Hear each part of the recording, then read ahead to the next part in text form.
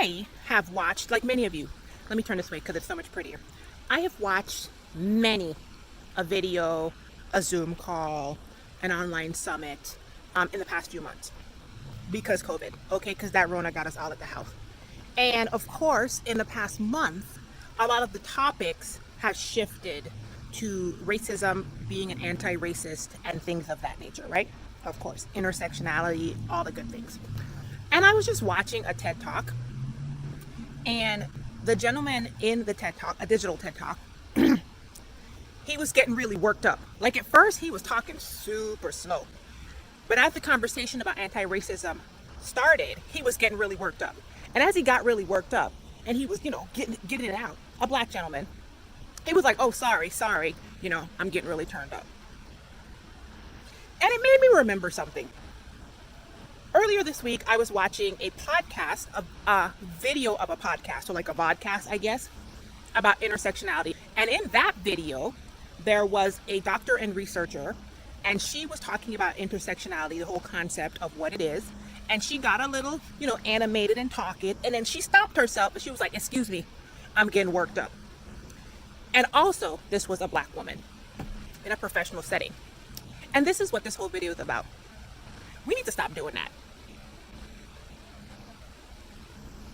Y'all hear me? We need to stop doing that. We police ourselves. And it is exhausting. Yesterday, I posted on the Twitter that code switching is exhausting. Because it is. Okay? Me, myself, I work from home right now, but I was in the corporate world for 15 years. And my neighbors are going by, you guys, if you hear noise. And so inside of me, myself personally, I know how to code switch from Black American, culturally talking to your friends, to Black American, culturally inside of a Fortune 500 company, to Caribbean American girl, culturally talking to your friends, to too much. There's too many me's inside of me. It is tiring to keep having to police your words and almost limit and shrink yourself, your whole entire self, just so that you make somebody else comfortable. Now, the sun has came out, so I'm gonna go inside because I'm hot. I realize that we are conditioned to manage the discomfort of others to the point that most of us don't even know that we're doing it. And as we learn that we're doing it, it's like coming out of the matrix. It's like coming out of the matrix. And I also realize that the discomfort of others has been weaponized. And for many generations, and even right now, it is used as a way to threaten our jobs, our well-beings, our credibility, and even our lives.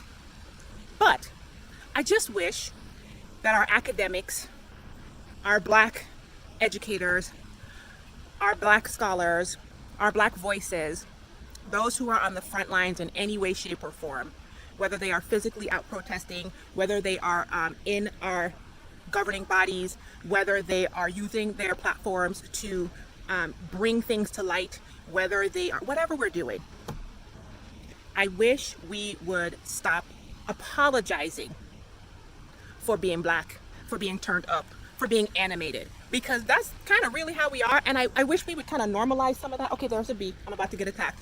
I wish we would normalize some of that so that people were more comfortable with what is a cultural norm, and we didn't feel the need to apologize for it. And that's it. That's all I was thinking while I was eating. And I had to get that out of my head.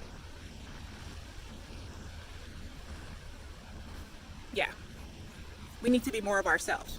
Like I said in my last video, you can twerk on the internet and graduate from Carnegie Mellon. Okay? You can graduate from Harvard and be animated. And you are not an angry Black woman.